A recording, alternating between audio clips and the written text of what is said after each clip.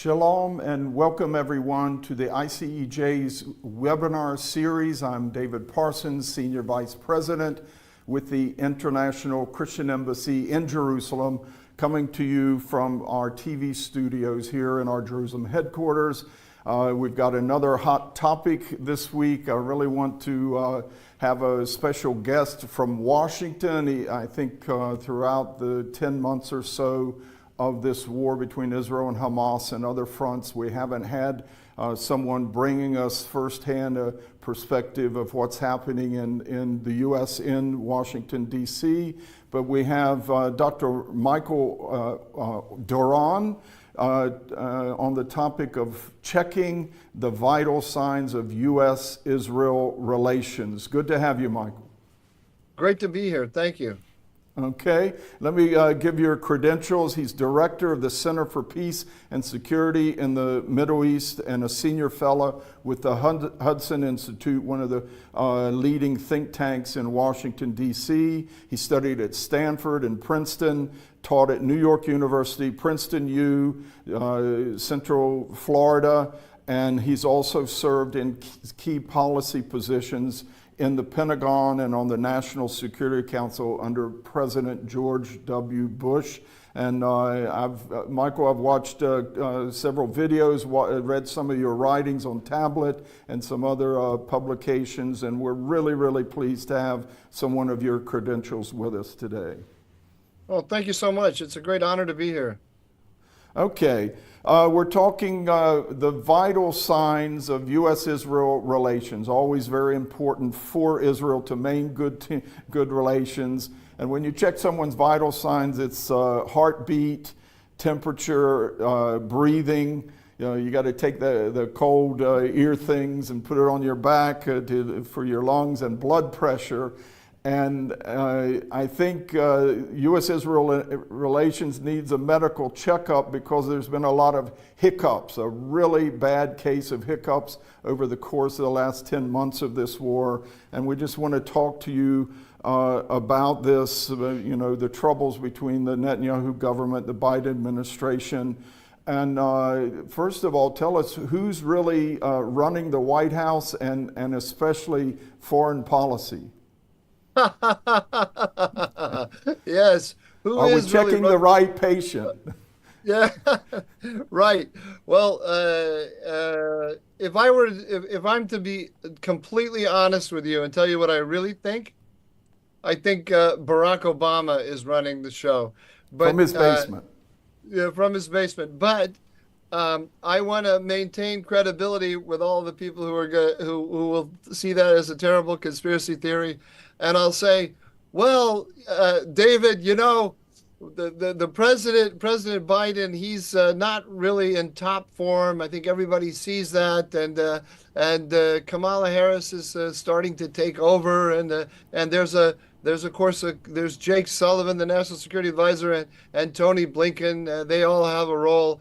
And so forth, and Obama probably talks to them from time to time, but really no one person is really totally in charge. That's what I'll say in order to maintain my credibility.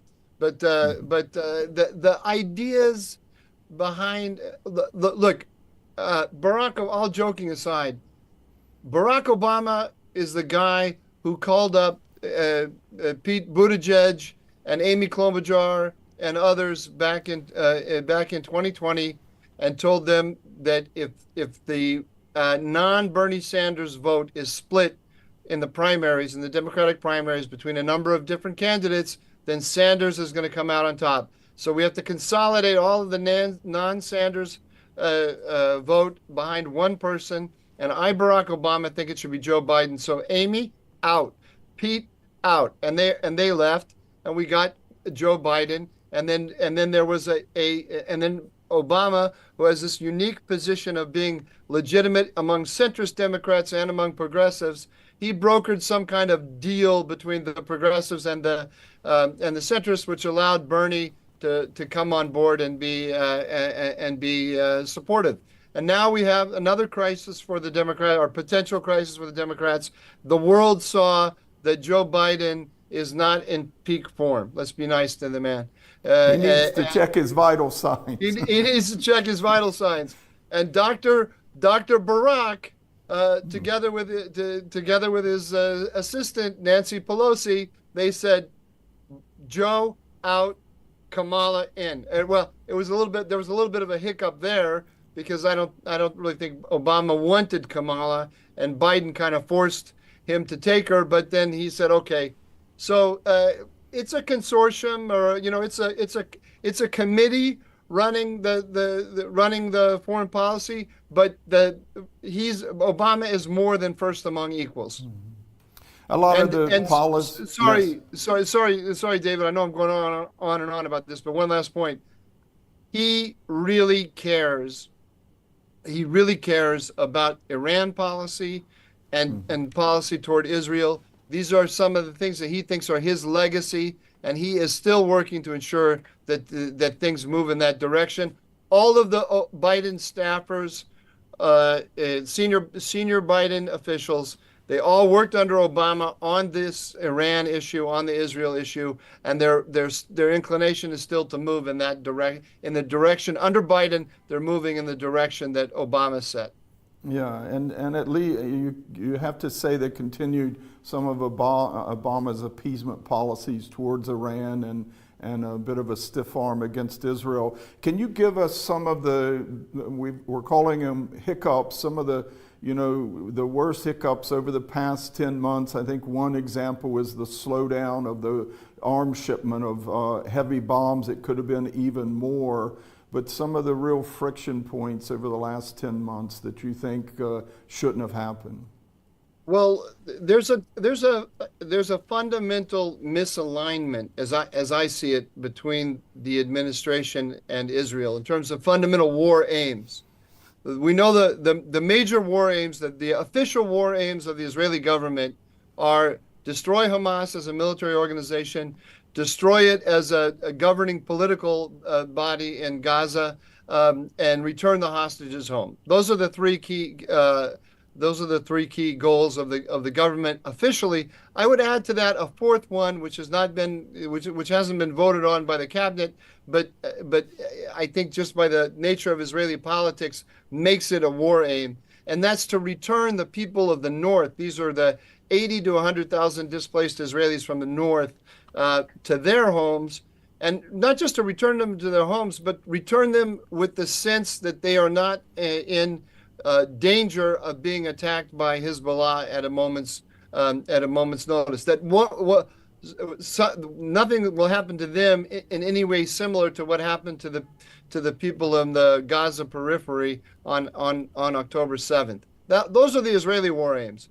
Those are not the war aims of the Biden administration. The Biden administration, and I checked this carefully with very, very senior Israeli officials, and I have it on absolutely, unimpeachable authority that the Biden administration opposed the entry of Israeli ground troops into Gaza.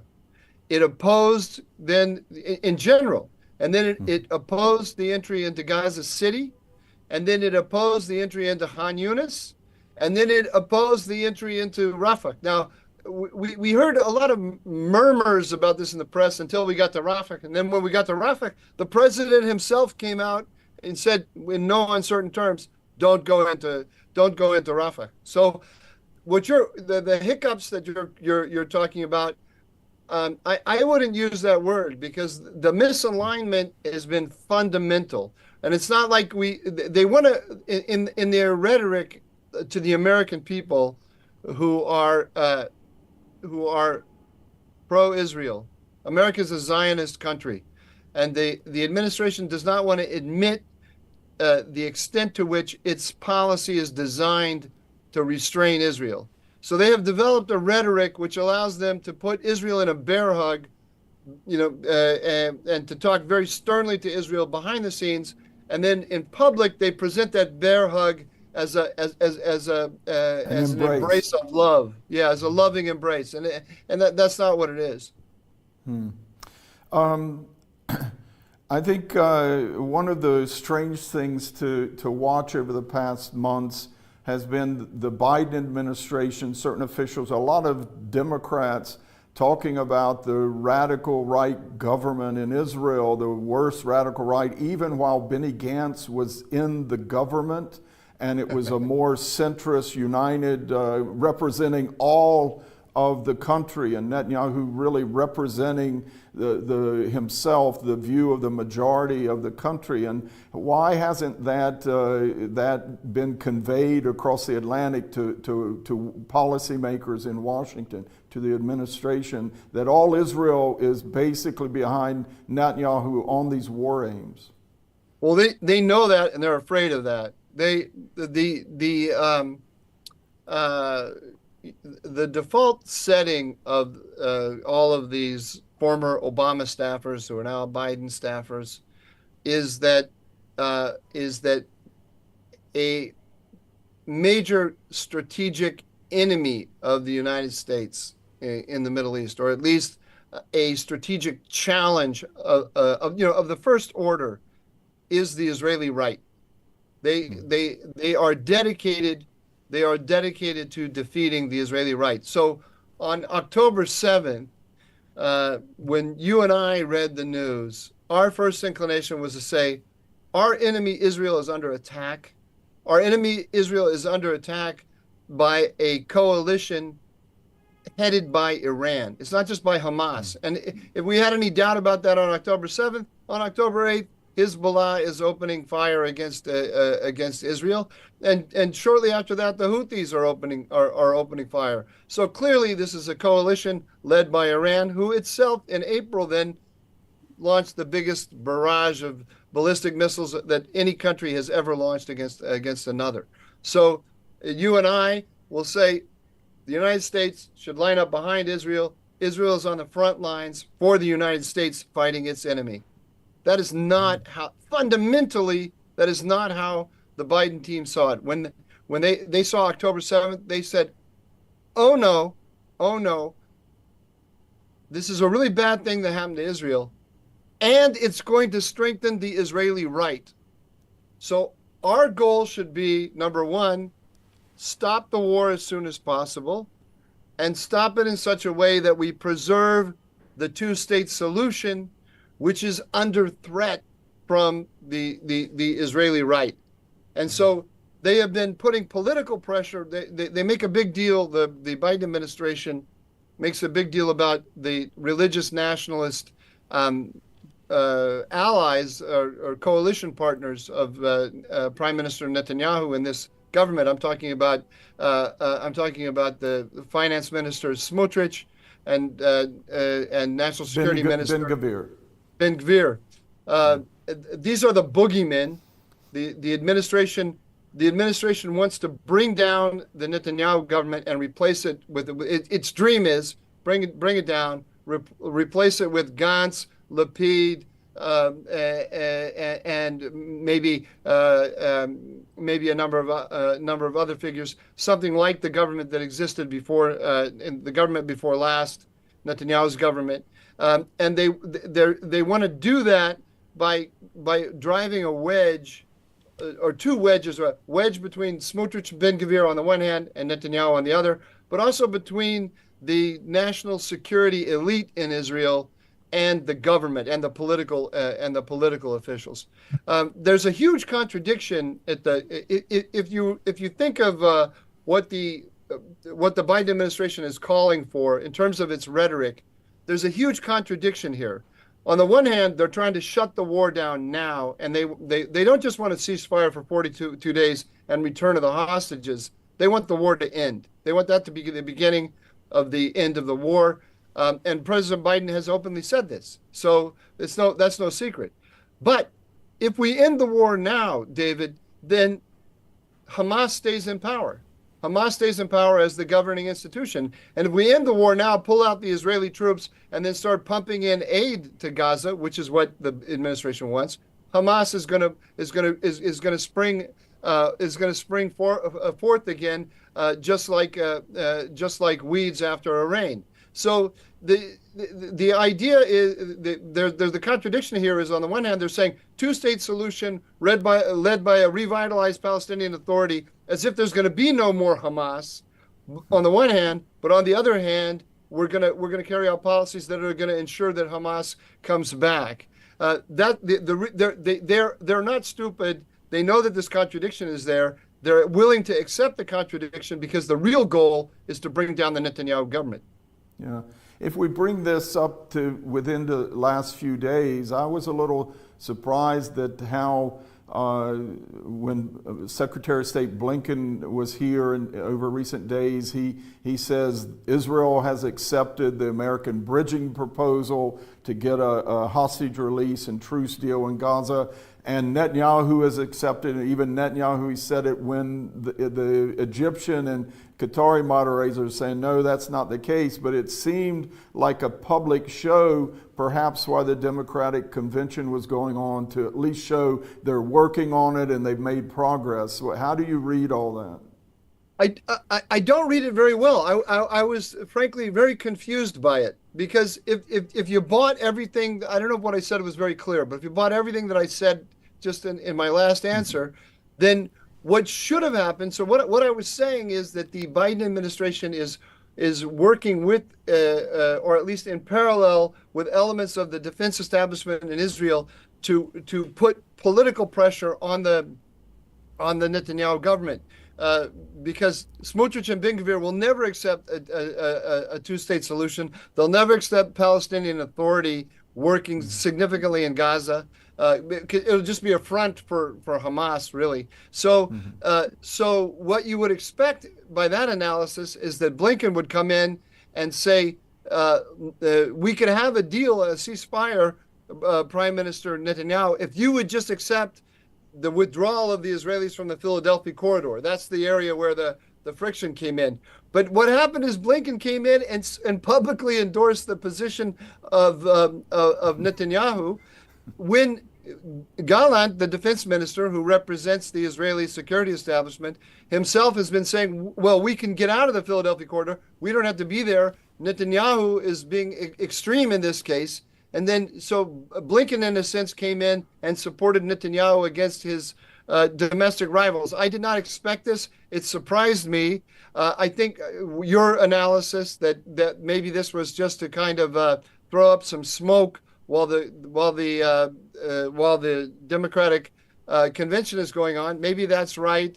But the world seems to be returning to its natural place, because I read in the paper this morning that President Biden, together with Vice President Harris, had a very tough talk with Prime Minister Netanyahu, in which they insisted that he has to get out of the Philadelphia corridor. So the White House and Blinken are not on the same page, or they're playing good cop, bad cop. I don't know. And the reports say that Netanyahu, in the phone call, gave concessions on the Philadelphia corridor and such.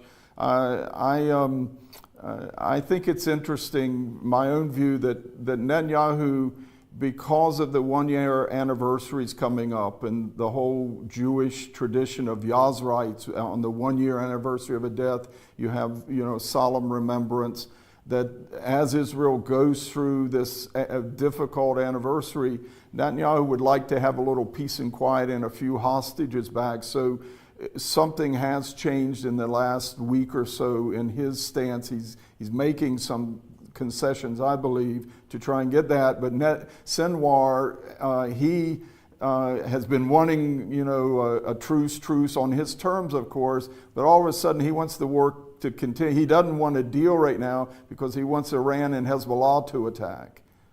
Yeah, I think that's true. I think, I mean, if we look at it from Sinwar's point of view, he wants a diplomatic process that will end with near certainty in Israel pulling all of its forces out of Gaza, and with significant reconstruction funds coming into Gaza, like I said, so that Hamas can flower again like weeds after a rain. So They'll just the siphon Israeli, it all, the money off. Yeah. yeah, because they're still in control. They are still in control of the distribution of aid, which means that as long as you control the economy, they can control the political life of the. They have their thumb on the economic windpipe of every Gazan, effectively. Mm-hmm. The Israelis are Netanyahu represents the position that Israel has to stay physically in control of the Philadelphia corridor. That's the border between Egypt and Gaza, and that's where the tunnels that the Egyptians turned a blind eye to were allowing stuff in, and also the Rafah crossing. They want to control the Rafah crossing. There seems to be a debate. We don't understand. You might know. You're a little closer to the action than I am. I don't have a great sense on exactly where the debate is in the Israeli security elite about how much control of the Philadelphia corridor is necessary in order to ensure security for for Israel. And I think that's where some of the give and take is going on between the Americans. We'll control physically up to this point. We'll do the rest by drones. Will we allow a Palestinian flag at the Rafah crossing or not?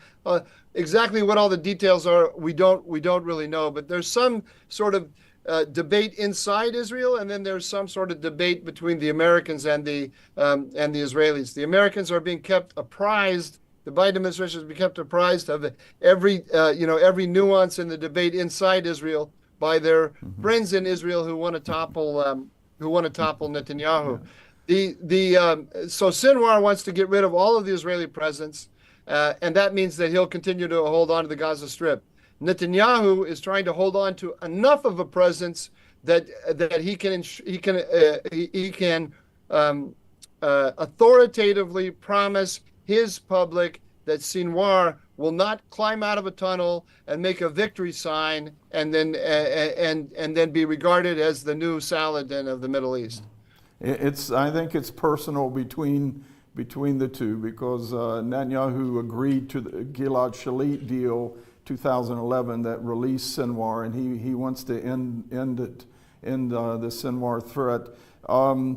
The whole question of the Philadelphia corridor over the last 2 weeks or so, or even longer, these talks have been going on a long time, and there have been lots of sort of separate discussions between Israel and Egypt, with or without the Americans, on what to do at Rafah and what to do on the Philadelphia corridor, their border. And I think there are some ideas that they're keeping quiet between them, but they haven't really had the meeting of the minds. But the Egyptians are saying the Americans have promised us some tunnel detecting equipment, get us that equipment and we'll do a better job. I think there's a lot of Egyptian army officers who they don't get paid so well, and they take a little bucksheesh on the side to allow stuff in and out. That's the problem. My own feeling about that is I'm sure there's a fair amount of corruption there. I don't believe that the Egyptian intelligence was unaware of any of it. I think that this connection between Gaza and Egypt is too important for Egypt, both in terms of its domestic politics and its international politics, to allow simple corruption to determine what happens there. This was by being the power that regulates what gets into Hamas and what doesn't. They then have become the power that has the most influence over Hamas, the most connections to it, and that gives them a certain status in international politics on the issue. Behind it all too, and I wouldn't make too much of this, but I think it's there.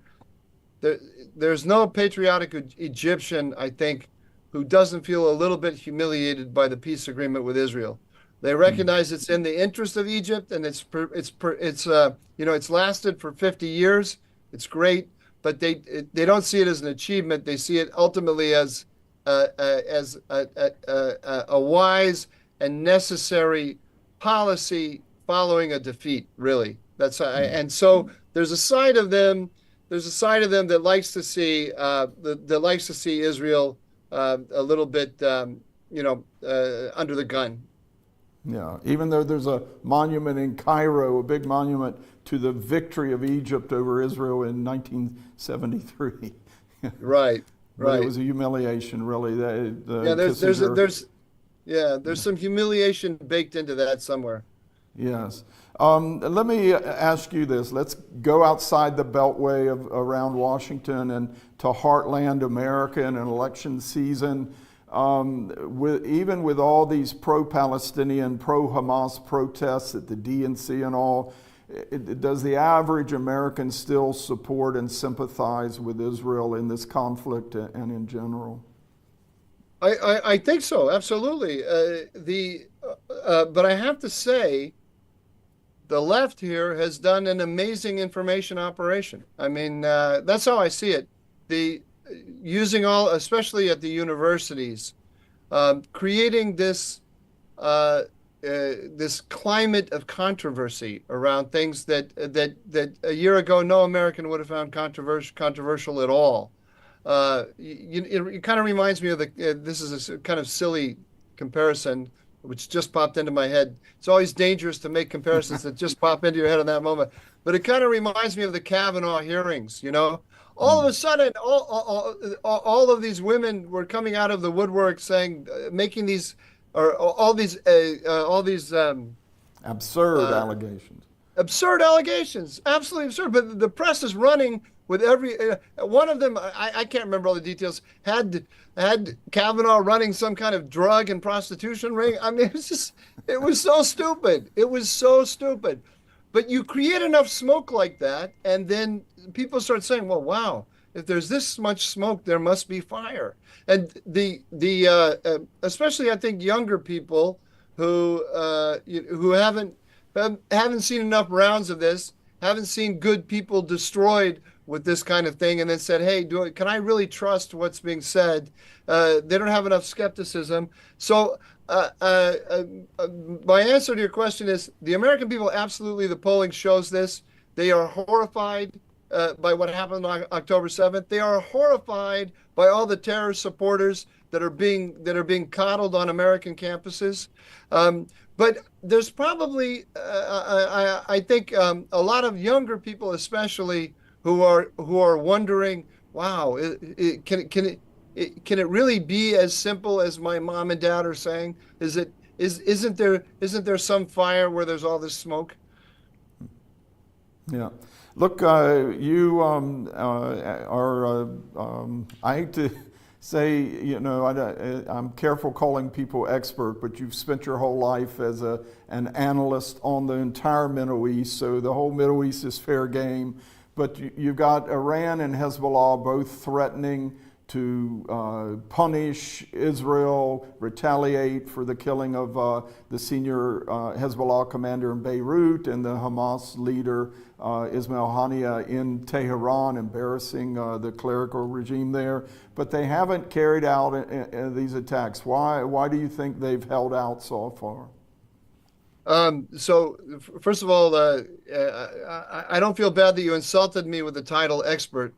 But maybe the way to do it in the future is to say you're one of the brightest amateurs on this subject. You know, but in this case, I can't claim to be that bright, because I spent the last 3 weeks arguing that Iran and Hezbollah were going to carry out a joint operation against Israel. I got this one totally wrong. Although I would have bought those odds. Unless I hadn't been praying, but we've been praying hard, my friend.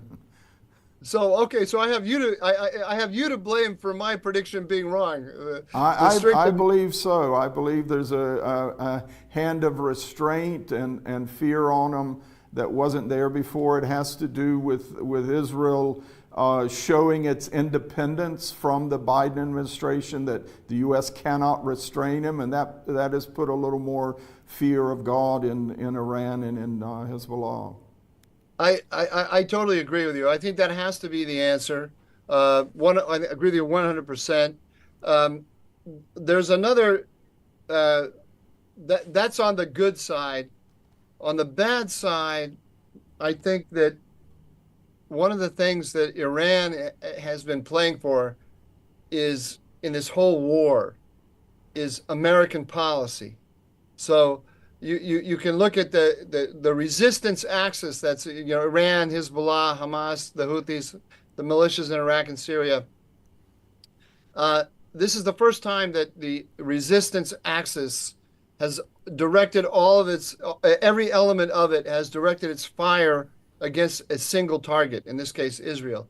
And Iran has put that military power, and this I think is also a first as far as I can remember. It's put it behind a political goal that a lot of the rest of the world, even elements of the rest of the world who don't like Iran, will support, and that is the global ceasefire movement.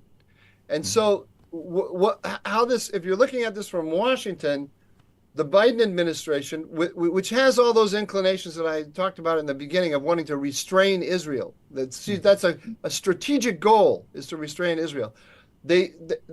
As this appears to the Biden administration, the choice is between getting a ceasefire in Gaza. If there's a ceasefire in Gaza, then all the other fronts with Iran will go quiet.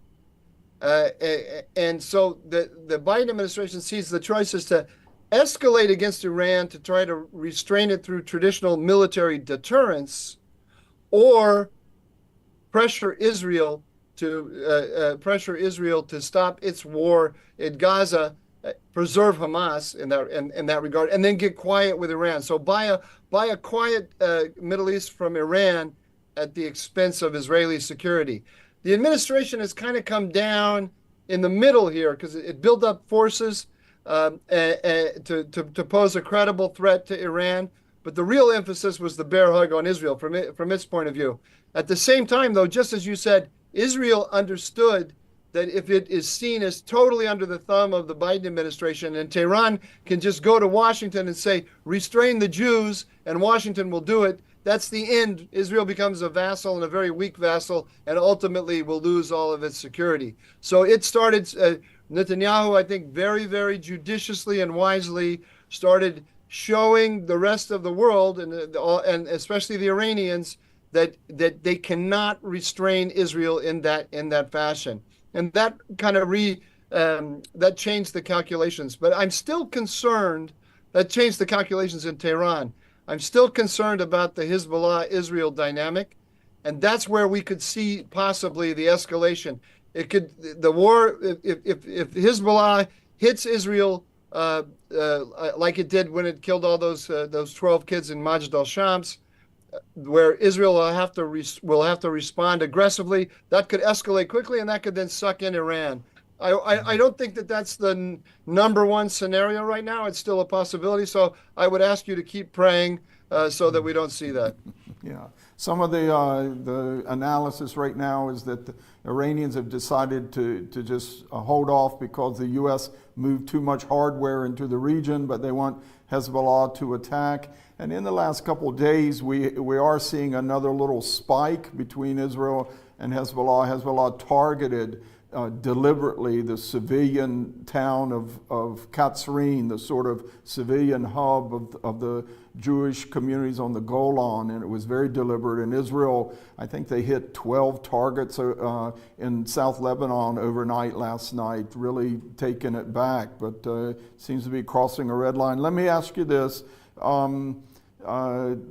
Israel targeted the Hezbollah senior commander. He'd been in place for decades, Fuad Shukr, in Beirut, and yet he had American blood on his hands. I think there was a bounty on his head, $5 million or so. And why didn't the U.S. ever try to take him out? Was there some sort of quiet deal there that Hezbollah wouldn't attack America or something? This is the great mystery, the frustrating mystery of American policy toward Iran, and here I'd really say American policy, not simply the Biden or Obama policy. There is an incredible reluctance in the American national security elite to use traditional methods of military deterrence against Iran which is a country that poses no serious, I mean, it's not a serious rival in a military sense to the United States. But there's always, I worked in the White House, and I was amazed to see they were killing Americans. You know, we don't have to go all the way back to the Beirut Marine barracks bombing. Let's just go to the Iraq War. They were killing Americans in Iraq, and we were treating them with kid gloves.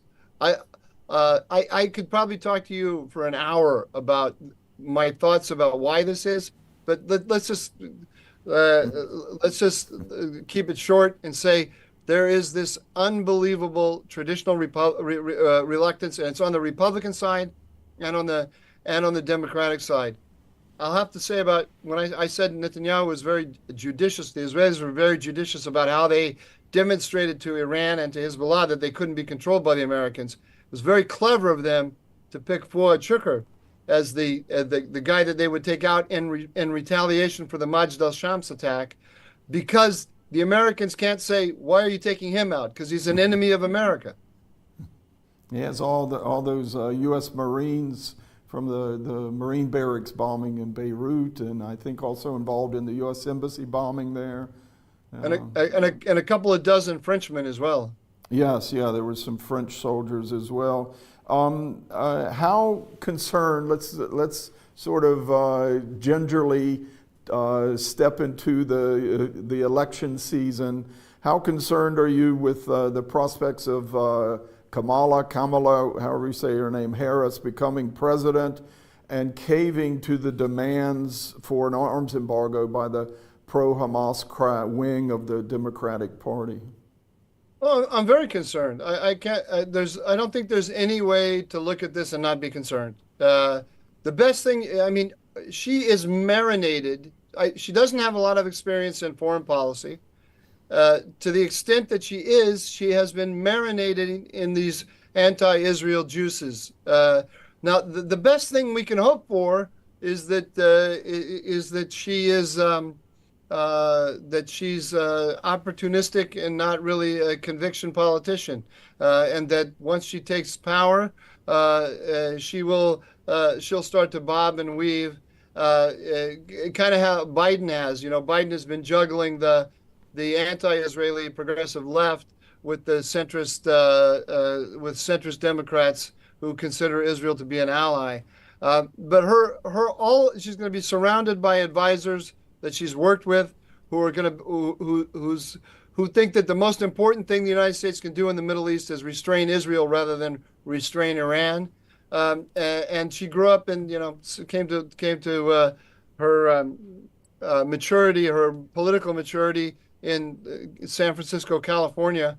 So how can I not be concerned? Yeah. You think it's going to be Obama 3.0 in appeasing Iran? I can't see that. This is the thing, David. I think when I talk to people outside of Washington, it's easier to convince them of this. But inside Washington, it's hard to convince people of this because there's an assumption that we all kind of share the sense that Iran is an enemy and we need to counterbalance it, and that I'm talking about in Washington circles, and that there's the disagreement, say, between Netanyahu and Biden over Iran is simply one of tactics, but we share the same goals. It's fundamentally not true. They want to reach a political and strategic accommodation with Iran. They almost see it as a partner in waiting. That would be an exaggeration, I think. That's not exactly how they see it, but they think that we have many overlapping interests. They believe that Israel and Saudi Arabia in particular have extreme anti-Iran agendas that pull us in and therefore destroy our ability to exploit those overlapping interests with Iran. So they want to pursue that. They think that Israel is a kind of a catapult throwing the United States at Iran, and the way to stabilize the region is to weaken Israel, restrain it, and reach out diplomatically to Iran. they are proud of this view. They think it is sophisticated. They think it is. They think that people like you and people like me are the enemy, and they notice that we are horrified by that policy, and that makes them feel even more sophisticated and more vindicated. Yeah, I think I read one piece you wrote. It might have been a few years ago, but it was very astute, that very sharp eye for differences between Carter and Reagan and Nixon and all in their approaches to Israel, but that it was important. You talked about how at some point the U.S. managed to flip Egypt from out of the Soviet orbit back to the West, the U.S. of pro-Western orientation. Is that what they're trying to do with Iran? No, not exactly, but they think they can. They think that by appeasing it, they won't flip it. They won't flip it from being in the, let's say, the China-Russia camp into the American camp. But what they can do is they can move it closer to us and change the calculations in Tehran. They will. They love to point out, for example, some of the policies. Let's say that Henry Kissinger, who was considered to be a hawkish in foreign policy in the Middle East, but they love to point out the examples of when he restrained Israel, and they love to point out the examples of when he reached out to be accommodating to Sadat. But the difference here is that we had 1 million signals, very, very serious signals from Sadat that he wanted to move from the Soviet camp into the American camp. And he worked with Kissinger to develop the roadmap about how Egypt could go to do that. We have never received such a signal from Iran.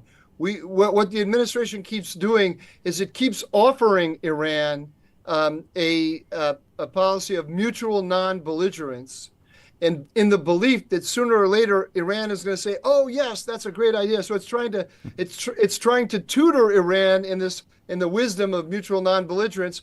When there's no sign that Iran really wants that, none at all. We touched on Kamala Harris's campaign and how it might view the region and Israel. But what about a Trump 2.0? He keeps saying to Netanyahu, hurry up and finish off Hamas in Gaza, which a lot of Israelis also say that. But what would a second Trump term mean for Israel? I think it would be a lot more advantageous for Israel on all the issues we're talking about. Trump's going to be tougher on Iran. He's going to be more reflexively supportive of Israel. He's not going to see the pro-Hamas protesters on our college campuses as people that we need to sit down and really understand where they're coming from. To explain to me why you like these terrorists. I really want to help. I really want you to explain to me what I'm not seeing about these guys. There's going to be none of that in the Trump administration. I think, though, Trump will probably be a little. We've seen this movie before, he's going to. There will always be the side of Donald Trump that is going to want to try to cut a deal with Iran. There's always going to be the side of Trump that is going to be the hope to see that maybe he could convene the handshake on the White House lawn between Netanyahu and Abu Mazen, and so on. So it's not going to be perfect alignment between Israel and the United States, but it's going to be a lot closer than we've got under Biden.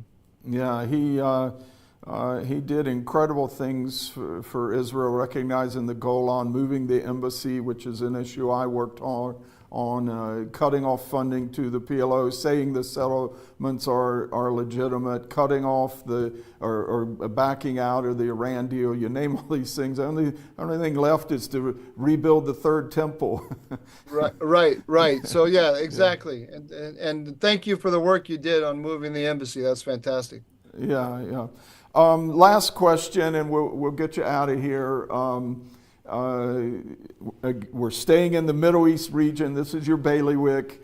I'm just, I think a lot of Israelis share the concern that Turkey is just misbehaving and towards NATO, towards Israel, towards all sorts of things. What is happening there? Give us something to tell us that we don't have to be so worried. I always disappoint, or I often disappoint. I don't want to say that I know all of your points, but people from the evangelical community, I often disappoint them with my views on Turkey. Look, I start from a very, very simple point of view. We're living in a restraintist age. The United States, on the right and on the left, very influential voices are saying we have to have a lower American military profile in the world. I believe the Middle East and Israel remain central to American security.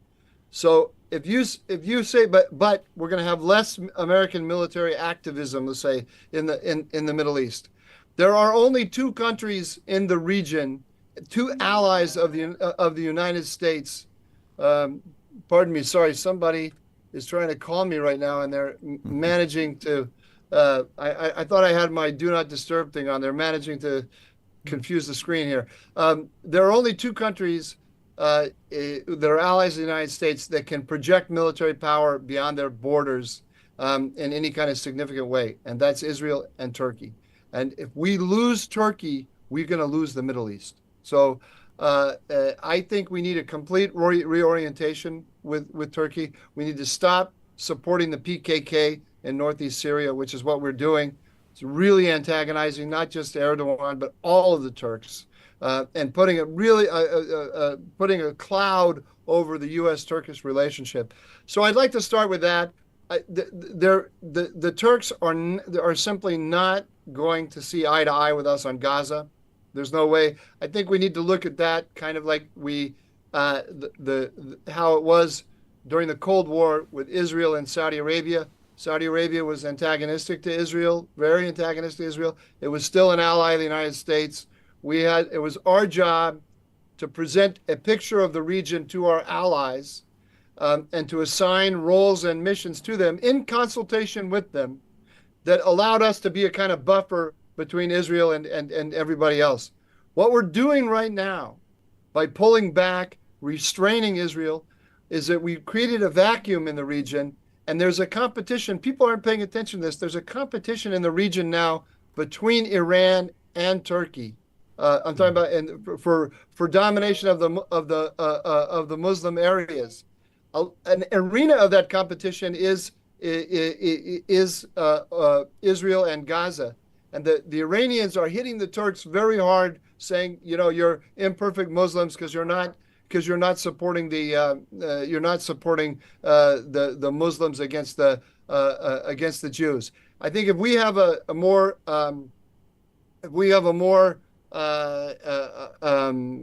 forward-leaning policy, not one militarily, but of organizing the region, I think we can manage that relationship without problems.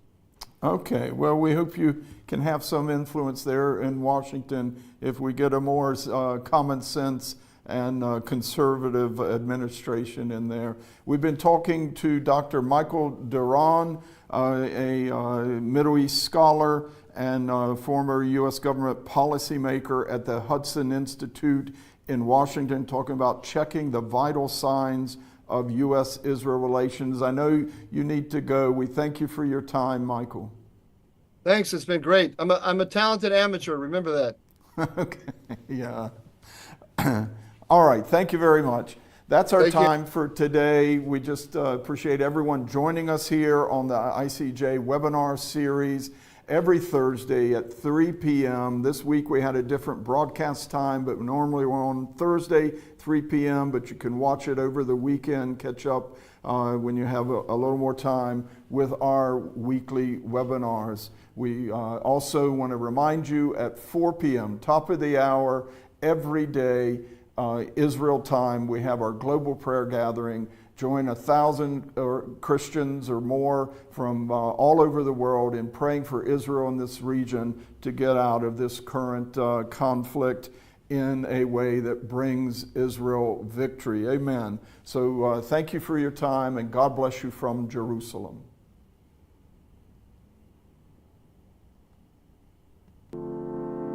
Thank you for joining us for this informative webinar.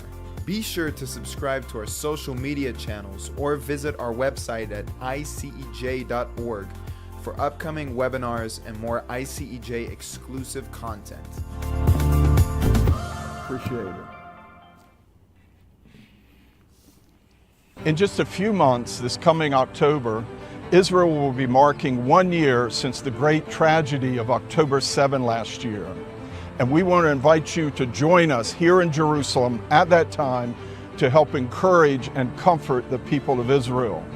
The Christian Embassy will be hosting our annual Feast of Tabernacles celebration from the 16th through the 23rd of October. We will be gathering here in Jerusalem with Christians from around the world for this very timely prophetic feast. We will visit some of the worst hit areas on October 7 so you can witness firsthand what happened here in Israel. You will also meet Israelis who are starting to rebuild their lives and can encourage them on their road to recovery. We will also have a desert celebration in the lovely setting of Kfar Navdim and all our usual feast events here in Jerusalem, such as the colorful roll call of the nations and a special communion service at the Garden Tomb. But we're also going to gather here in Sacher Park and march through the streets of Jerusalem to express our love and support directly to the Jewish people. You want to be here. 1 year into this difficult conflict, there's no better time to come show your solidarity with Israel. Our feast registration is open. Visit feast.icej.org to learn more about how you can take part in this very special Feast of Tabernacles 2024.